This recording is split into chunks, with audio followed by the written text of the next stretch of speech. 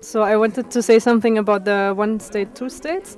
2 years ago, during the Lebanon war, I did a research actually, which was connected to this.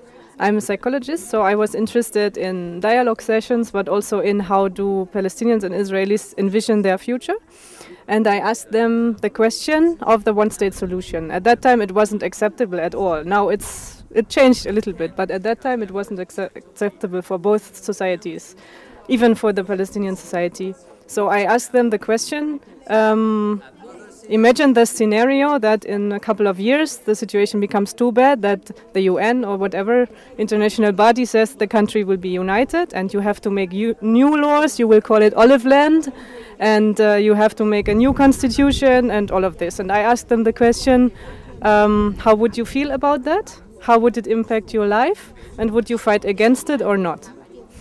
And then most of the people were against it, even the Palestinians living inside Israel, which was surprising to me because I thought they should get used to the one-state solution because they are already living with the Jewish Israelis, even though they don't have equal rights.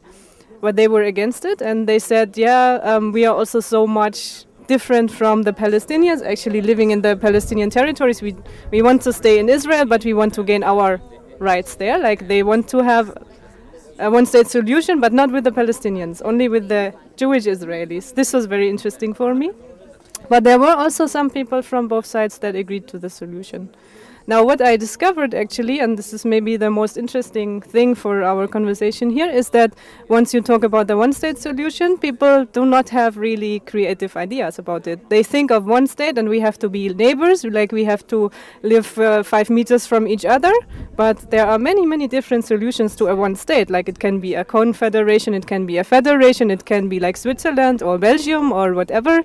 So there are many creative solutions, but I always experience that once you start talking about one state, people think, no, it's frightening because we all live very close to each other and we are not, yes, and we are, we have to be neighbors. And this is not, I mean, people can keep their own communities, they can keep their own language, they can keep their own schools.